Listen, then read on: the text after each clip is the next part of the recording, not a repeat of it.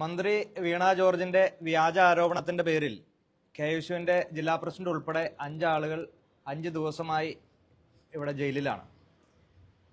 ഒരു സംസ്ഥാനത്തിന്റെ ഒരു മന്ത്രി ആ സർക്കാരിനെതിരെ ഉണ്ടായ പ്രതിഷേധത്തിന്റെ പേരിൽ കേവലം 5 കെ.എസ്.യുവിന്റെ ജില്ലാ പ്രസിഡന്റ് ഉൾപ്പെടെയുള്ള സഹപ്രവർത്തകർ കരിങ്കൊടി കാണിച്ചു എന്നതിന്റെ പേരിൽ വലിയ രീതിയിലേക്ക് ആസൂത്രിതമായിട്ടുള്ള നീക്കം മന്ത്രിക്കെതിരെ ഉണ്ടായി എന്ന തരത്തിലേക്കും വ്യാജമായിട്ടുള്ള മൊഴി കൊടുത്ത് അവരെ ജയിലടയ്ക്കാനുള്ള ഒരു നടപടികളുമൊക്കെ ആയിട്ട് മുന്നോട്ട് പോയിട്ടുണ്ട്. ഇന്നലെ മന്ത്രിയുടെ പ്രതികരണം കൊണ്ട് തന്നെ കേരളീയ പൊതുസമൂഹത്തിന് മനസ്സിലായി മന്ത്രി പറയുന്നത് പച്ചക്കള്ളമാണ് എന്ന യാഥാർത്ഥ്യം കേരളത്തിന്റെ പൊതുസമൂഹത്തിനെല്ലാം ബോധ്യമായി. അത് മന്ത്രിയുടെ ഈ പ്രതികരണം ഒരു ചാനലിന് കൊടുത്ത പ്രതികരണത്തിൽ വന്ന കുമ്മോജികളുടെ എണ്ണം തന്നെ പരിഗണിച്ചു കഴിഞ്ഞാൽ കേരളീയ പൊതുസമൂഹമെല്ലാം ഈ മന്ത്രിയെയും ഈ സർക്കാരിനെയും പുച്ഛിച്ചു തള്ളുകയാണെന്ന് നമുക്ക് മനസ്സിലാക്കാം.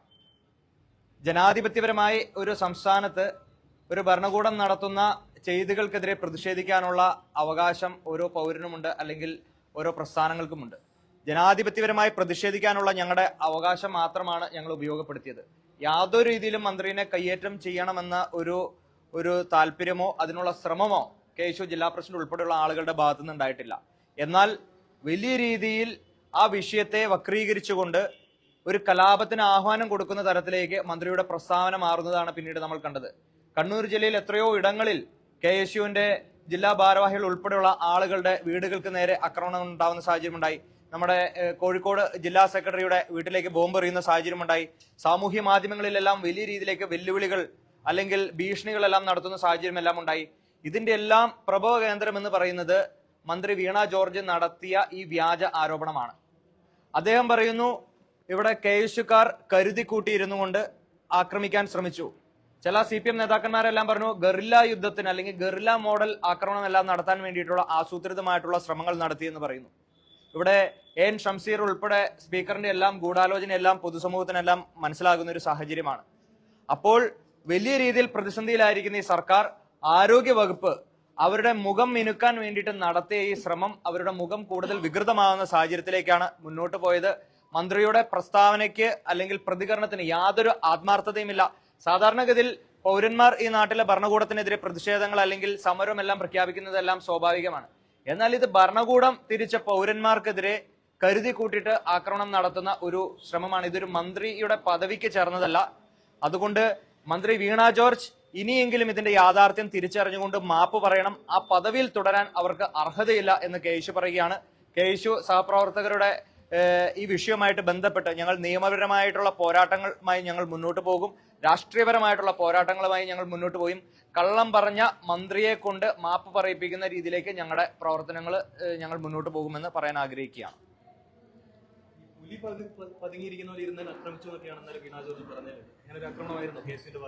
അല്ല, ഞാൻ ചോദിക്കുന്ന എത്ര മ്ലേച്ഛമായിട്ടുള്ള ആരോപണമാണ് ഒരു മന്ത്രി നടത്തുന്നത്?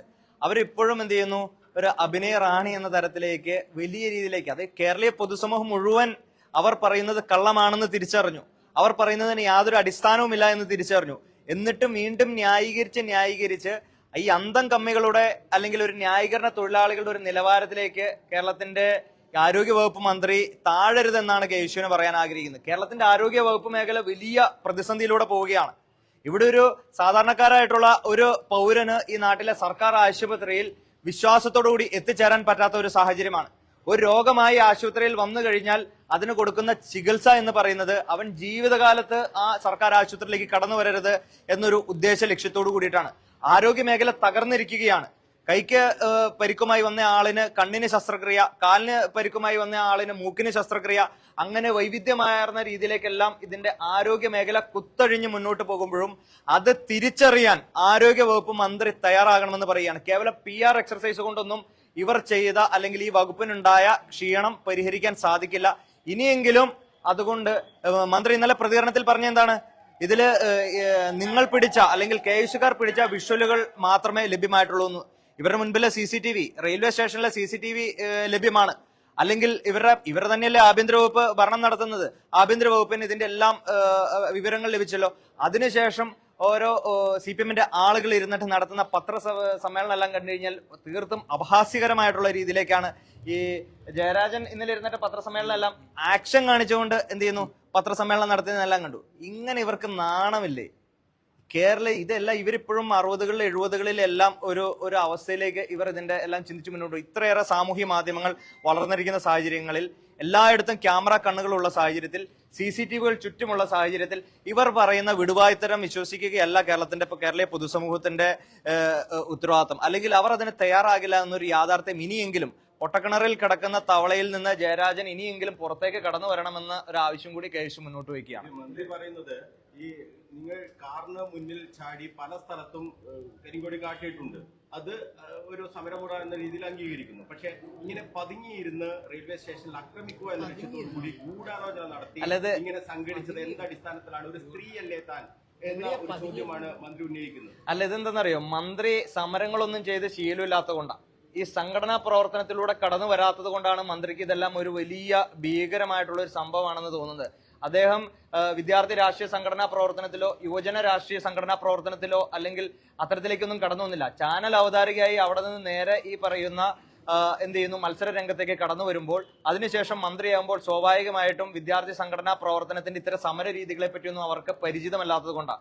അദ്ദേഹം അതിനെപ്പറ്റി അറിയണമെങ്കിൽ ഈ പറയുന്ന മുൻകാല ചരിത്രങ്ങളൊക്കെ പരിശോധിച്ചു കഴിഞ്ഞാൽ എങ്ങനെയാണ് സമരം ചെയ്യേണ്ടതെന്ന് മന്ത്രിക്ക് വ്യക്തമാക്കും. അല്ലാണ്ട് മന്ത്രി ഞങ്ങൾക്ക് പ്രോട്ടോകോളോ അല്ലെങ്കിൽ സമരത്തിന് വേണ്ടിയിട്ടുള്ള മാർഗരേഖയൊന്നും തരേണ്ട കാര്യമില്ല. അത് ഞങ്ങൾക്ക് ജനാധിപത്യപരമായ രീതിയിൽ എങ്ങനെ പ്രതിഷേധിക്കണമെന്നും ആ പ്രതിഷേധത്തിന്റെ അതിർവരുമ്പ് എവിടെ വരെ എത്തണമെന്നതിനെ പറ്റിയും കൃത്യമായിട്ടുള്ള ബോധ്യം ഞങ്ങൾക്കുണ്ട്.